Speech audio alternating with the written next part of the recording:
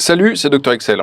Aujourd'hui, je voudrais qu'on parle de la meilleure version d'Excel qui existe, et notamment qu'on essaye de comparer les versions sur Mac et sur Windows, qui sont assez différentes en fait, et voir s'il y en a une qui est meilleure qu'une autre ou pas. Donc d'abord, ce qu'il faut savoir, c'est que Windows, c'est la plateforme originale. Excel, c'est un logiciel de Microsoft, et Windows, c'est le système d'exploitation qu'ils éditent. Donc forcément, c'est fait à l'origine pour Windows. Il faut savoir que du coup, tout le reste, c'est assez accessoire, et c'est pas ce sur quoi, je pense, ils se concentrent.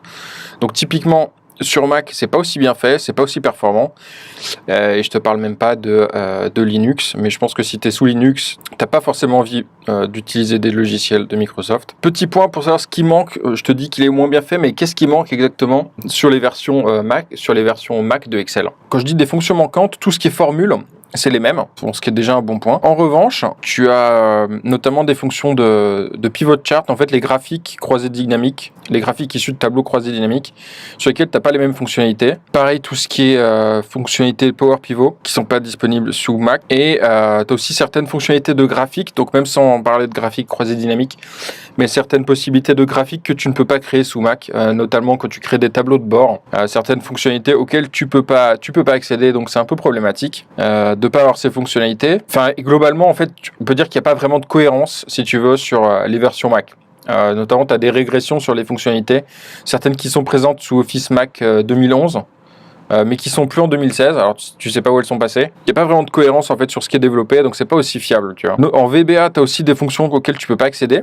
Donc notamment tout ce qui est user form, t'as pas toutes les possibilités sous Mac, voilà. Donc tu pourras pas forcément les éditer ou les modifier aussi bien. Et puis t'as des fonctions système auxquelles tu peux pas accéder. Alors ça c'est pas vraiment dû au logiciel, c'est plutôt dû au système d'exploitation. Par exemple, si tu veux sauvegarder un fichier sur ton disque dur, tu vas devoir faire une interface avec ton système d'exploitation qui va gérer ce type d'opération.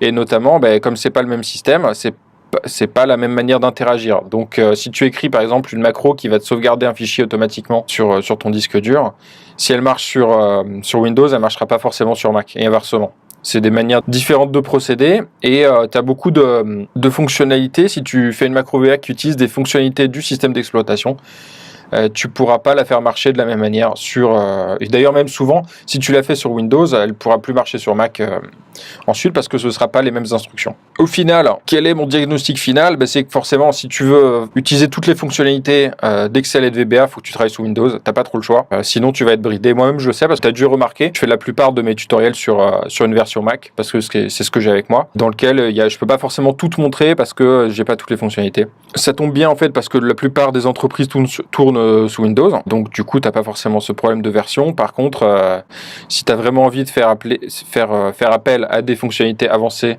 et où tu vas avoir toutes les fonctionnalités de VBA, tu es obligé d'utiliser Windows. Si par contre dans ton activité tu t'es forcé d'utiliser un Mac, donc je sais pas si ta boîte a un parc de Mac par exemple, honnêtement il y a d'autres logiciels.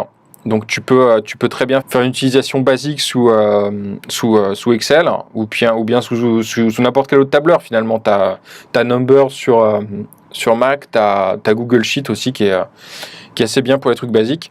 Après, si tu veux faire des trucs poussés de données, tu peux utiliser d'autres logiciels en termes de traitement de données. Très honnêtement, c'est pas VBA, si tu veux, le plus performant et le plus agréable à utiliser en termes de programmation. Donc verdict final, Windows si tu veux vraiment pouvoir accéder à toutes les fonctionnalités d'Excel, sinon tu vas de toute façon être bridé à un moment ou à un autre. Voilà, écoute, j'espère que ça va t'aider dans ton choix et à connaître un peu les différences entre les versions. Et puis je te dis à bientôt pour un nouveau tutoriel sur Excel. Oublie pas de t'abonner si c'est pas déjà fait, comme ça tu es prévenu dès que je le publie. Allez, salut, ciao.